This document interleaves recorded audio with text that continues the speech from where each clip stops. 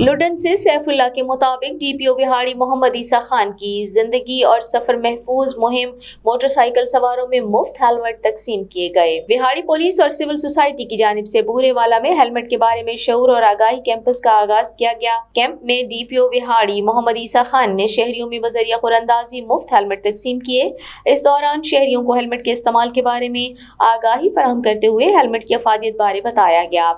جبکہ D P او وہاڑی محمد عیسیٰ خان نے helmet کو استعمال میں لاتے ہوئے اپنے سفر اور زندگیوں کو محفوظ بنانے کی ہدایت کی اور اس کی افادیت کے بارے میں بھی لیکچر دیے۔